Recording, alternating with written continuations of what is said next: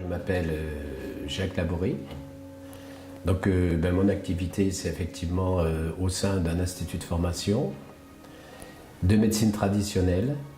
Et donc, je suis directeur de ce centre de formation.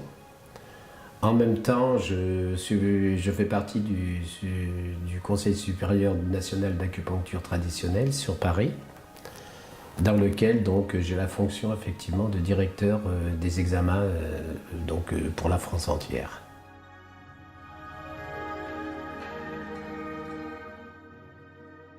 Eh bien, mon métier, c'est tout simplement, donc, si vous voulez, la transmission des connaissances 5 fois millénaires au niveau des connaissances philosophiques médicales chinoises.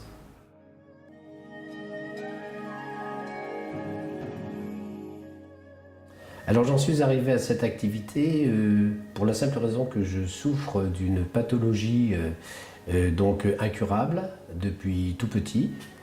Que pour cela on m'a mis dans une maison qu'on appelait à l'époque un aérium, qui a priori ne doit plus tellement exister maintenant. Donc pour me suivre en fait par rapport à une maladie qui s'appelle une dilatation des bronches. Et au bout d'un moment, j'ai essayé de trouver une autre voie pour aller mieux et pour éviter que ma maladie s'aggrave. Voilà. Ce qui est fait aujourd'hui, puisque je n'ai plus aucun traitement, je ne consulte plus du tout de médecine occidentale, et j'arrive donc moi-même à me traiter de ma propre pathologie.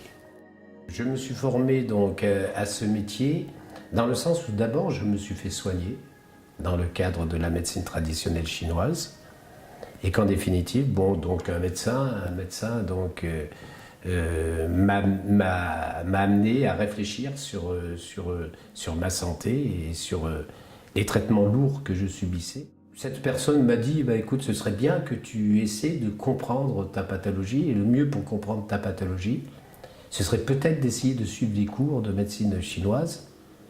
Et donc c'est à partir de là que je me suis inscrit à l'Université européenne de médecine traditionnelle chinoise, pour lequel j'ai eu un cursus de 3 ans pour un premier cycle, puis un cursus de 5 ans pour un deuxième cycle. Et c'est à partir de là que j'ai pu me soigner moi-même et que j'ai pu amener mes services également aux personnes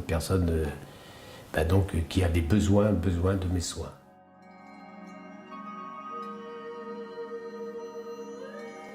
L'année d'études, c'est un week-end par mois, donc avec un stage d'une semaine en été, sur différents domaines de la médecine traditionnelle chinoise. Et donc les personnes s'engagent pour des études de 4 ans. C'est un minimum, parce qu'ensuite, il y a quand même énormément de connaissances, à absorber. Hein.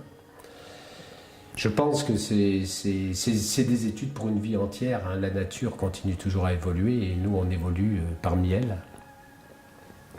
Et donc, les personnes qui ne sont pas du milieu médical et qui voudraient éventuellement, si vous voulez, en faire une profession, donc ils ont effectivement la possibilité de faire une formation de sciences fondamentales qui a été mise en place par le Conseil supérieur national d'acupuncture traditionnelle au moyen de learning. Donc des cours faits par des médecins, bien entendu. Et donc ces gens-là peuvent de cette manière, si vous voulez, obtenir ce qu'on appelle le DNSMA, qui est un diplôme national supérieur en médecine acupuncturale.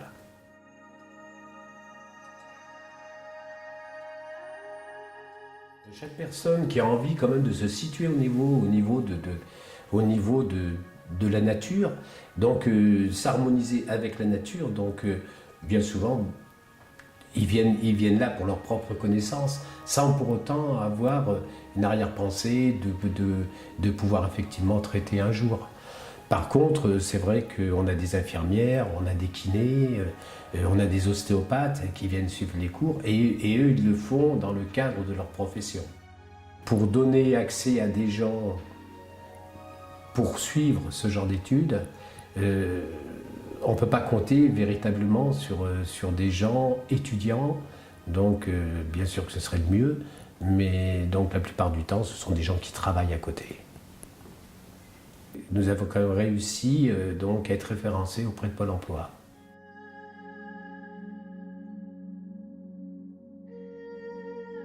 C'est la transmission, c'est-à-dire la transmission des connaissances, la transmission de toutes les relations qui existent entre l'univers et la Terre.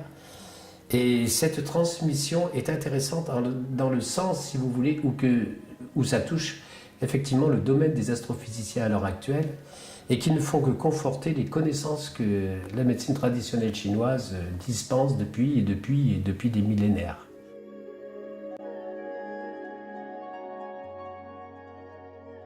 Il était important pour moi d'essayer de retrouver des gens qui étaient dans la même dynamique.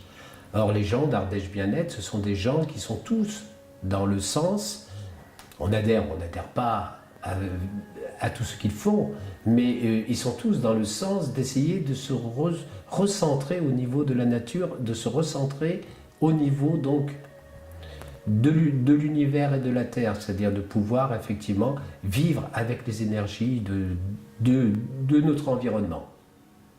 Voilà. Et donc j'ai retrouvé là, donc, dans Ardèche Bien-être, des gens effectivement qui sont bien dans ce sens-là.